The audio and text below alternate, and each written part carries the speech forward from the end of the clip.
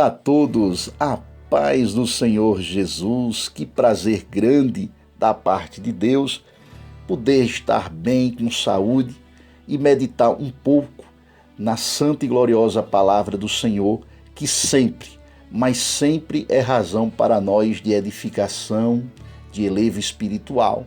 Aqui quem vos fala é Armstrong Leal, ocasião pela qual também convido a cada um de vocês que estão tendo em contato com esta mensagem para compartilhá-la com outras tantas pessoas que necessitam também receber da parte de Deus este alimento espiritual. Nesta ocasião iremos meditar na famosa passagem da reconstrução dos muros de Jerusalém, registro encontrado no Antigo Testamento. Esta missão Deus deu a um homem chamado Neemias.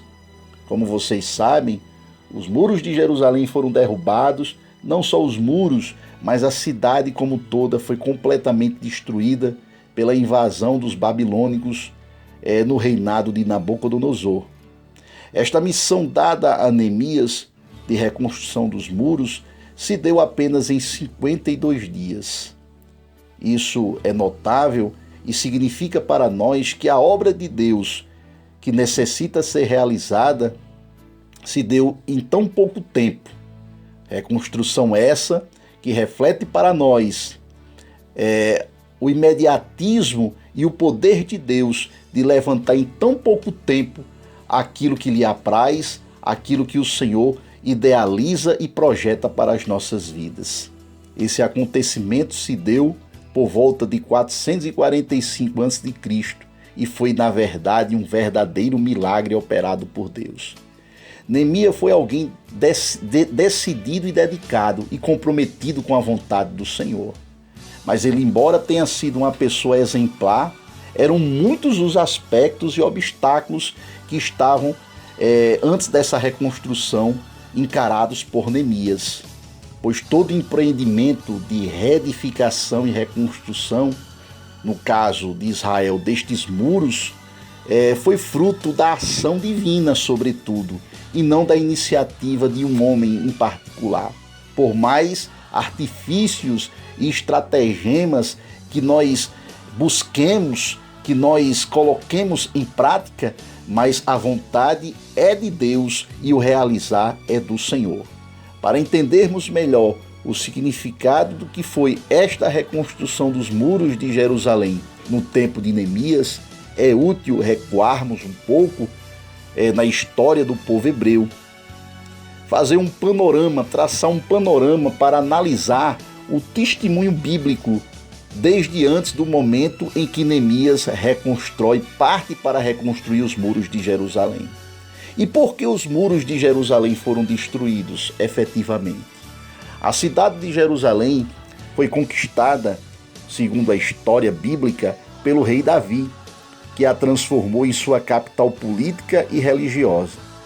Enquanto duraram os reinados de Davi e de Salomão, o povo da aliança esteve unido num só reino, com a capital em Jerusalém, naquele tempo uma cidade gloriosa. Mas depois da morte de Salomão, do rei Salomão, a nação de Israel ela foi dividida em duas partes. Quando as tribos do norte resolveram se rebelar contra o governo de Jerusalém, daí surgiram os reinos de Israel ao norte e de Judá ao sul. Ambos os reinos falharam em guardar os mandamentos do Senhor, e é justamente aí onde mora o perigo. O reino de Israel foi o primeiro a cair em sua capital, Samaria, pois no ano de 722 a.C., os assírios conquistaram o reino do norte e exilaram o povo. Segundo Reis, capítulo 17, se encontra o registro desta passagem. Jerusalém foi invadida e saqueada e destruída, e maior parte de seu povo foi levado cativo pelos neobabilônicos. A partir de então, teve início um longo período de cativeiro na Babilônia, e Jerusalém ficou praticamente abandonada em ruínas. Durante o período do cativeiro, o poder de governo do maior império do mundo conhecido passou dos babilônicos para os persas. Tudo isso, claro, ocorreu de acordo com o plano de Deus. O novo grande imperador era o rei Ciro, a quem Deus deu e usou como um instrumento em sua mão para permitir que o povo finalmente regressasse e retornasse à circunscrição de Jerusalém, ora destruída. Em cerca de 539 a.C., o primeiro grupo de exilados retornou a Jerusalém sob a liderança de Zorobabel, para reconstruir o templo e restabelecer o calendário nacional de Judá. Esdras capítulo 1 ao 6. Mais tarde, aproximadamente em 458 a.C., Esdras liderou um segundo grupo e, finalmente, em 445, ocorreu o terceiro retorno de exilados para a reconstrução dos muros de Jerusalém. Neemias pede para reconstruir os muros de Jerusalém. O Império Persa tinha uma política liberal com relação às nações subjugadas, mas isso não significava que os distúrbios de ordem eram tolerados ou que os povos vassalos tinham vida fácil. Muito pelo contrário. O livro de Esther narra a perigosa perseguição enfrentada pelos judeus nesse período. Porém, nos dias de Artaxerxes I, que era filho do rei Assuero, o Senhor agiu em favor de conceder que os muros de Jerusalém fossem reconstruídos.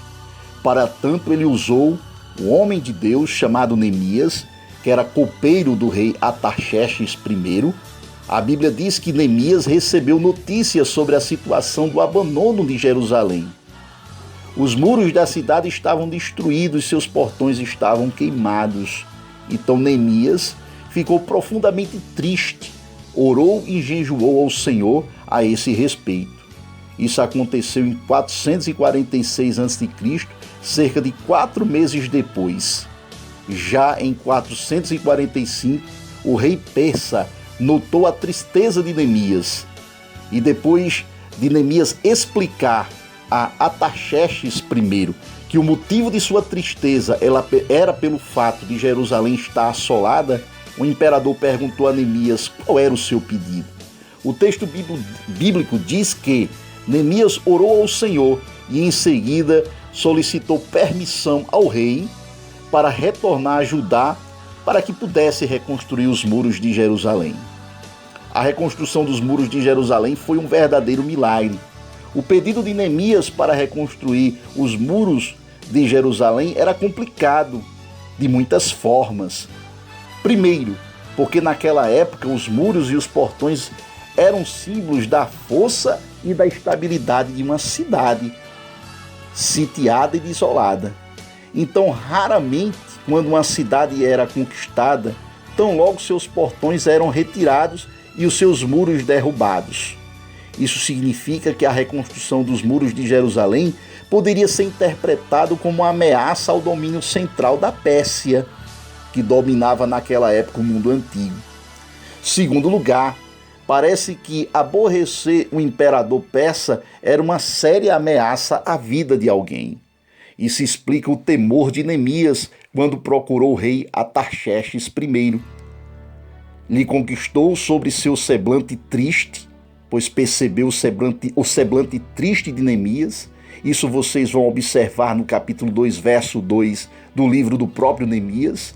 Então, o imperador, percebendo isto, o imperador persa, percebendo a tristeza no semblante de Neemias, permitiu, após a sua explicação e pedido, que esse intento do mesmo fosse concretizado com a permissão para que ele regressasse, retornasse para Jerusalém e ali promovesse a tão sonhada reconstrução dos muros. E aí, ele próprio se colocou como financiador, usado, como disse antes, instrumento de Deus para retorno, idealização e concretude deste plano que já estava no coração do Senhor. Em terceiro lugar, Neemias ocupava uma posição importante na corte persa. Ele era responsável por servir o vinho do rei. E era uma grande responsabilidade, porque numa época em que havia muitas conspirações nas cortes, O copeiro era alguém que podia evitar que o rei fosse envenenado com vinho, contaminado pelo veneno. O problema é que o pedido de Neemias implicava em sua ausência da corte, algo que de certa forma parece ter preocupado o rei. Isso percebe-se no capítulo 2, verso 6 do livro de Neemias. Mesmo com todas as impossibilidades ora citadas, a reconstrução dos muros de Jerusalém foi autorizada. Isso não se deu por causa nem do carisma de Neemias, nem da importância que ele assumia dentro do reinado como copeiro do rei, mas porque a boa mão de Deus, a vontade de Deus é quem imperava sobre a vontade dos homens hoje e sempre. Além disso, Neemias reconstrói os muros de Jerusalém. Ele também precisou enfrentar, porque não foi fácil partir para essa reconstrução. Ele teve, como disse, que enfrentar muitas oposições, mesmo com a autorização do rei persa, pois Sanbalate e Tobias, governadores da além do Eufrates, não ficaram satisfeitos com o fato de Jerusalém ser reconstruída. Mas toda a oposição à reconstrução dos muros de Jerusalém fracassou. Os opositores foram derrotados pelos méritos e estratagemas de Neemias, dados por Deus para que ele pudesse ser vitorioso no empreendimento que não era de Neemias em particular, mas era de Deus, utilizando o seu servo para esta reconstrução. Por fim, em apenas 52 dias, com todos os obstáculos que acabei de vos narrar, Jerusalém, enfim, teve seus muros reconstruídos. Tudo isso aconteceu, meus queridos, por causa da soberana mão de Deus. Neemias foi um instrumento, conforme frisado, usado pelo Senhor, mas em última análise, foi Deus quem realizou tudo. O próprio Neemias reconhecia claramente esta verdade e jamais quis a glória para si, por ter liberado aquele empreendimento, por ter sido responsável pelaquele empreendimento. Mas ele coloca nas mãos do Senhor a concretude e a realização deste plano que não era dele, era divino, era da parte do Senhor. Ele mantinha seus olhos o tempo todo na provisão do Senhor, no governo de Deus que reina sobre o governo dos homens, para a execução do propósito da vontade do Senhor sobre o trabalho e a força humana, conforme está registrado no capítulo 1, verso 10 de Neemias, 2, verso 8 e capítulo 18, do 7 ao versículo 5. Com isto, meus queridos, aprendemos com a palavra de Deus que a capacidade não é nossa, de nossa parte. A capacidade vem do Senhor. A gente pode ter até a vontade de agir, mas o executar, a realização se dá por pura vontade do Senhor sobre as nossas vidas. Pois não é nossas forças, não é o nosso ímpeto, não é nossa proatividade, a idealização ou a concretização de algo, mas é da parte do Senhor que nos permite, nos autoriza acima de qualquer coisa a conquistarmos os nossos ideais de vida. E que vocês possam entender com esta mensagem que a reconstrução possa ser desoladora, possa ser difícil. Serão encontrados pelo caminho opositores, situações conflitantes que nos intimidarão, que tentarão nos intimidar. Mas tenha força, tenha ânimo e esteja sempre como Neemias voltado para a vontade do Senhor, porque Ele sim, quando autorizar e virar esta chave, nós chegaremos certamente ao propósito de Deus e chegaremos à vitória. Em nome do Senhor Jesus. Que esta palavra possa preencher o teu coração, possa impregnar de forma positiva o teu coração e que você tenha ânimo e siga em frente, porque essa é a vontade de Deus e a vontade de Deus ela não poderá ser obstacularizada ou ser impedida, porque a vontade de Deus prevalece, como disse, sobre a vontade da força humana. Amém. E graças a Deus.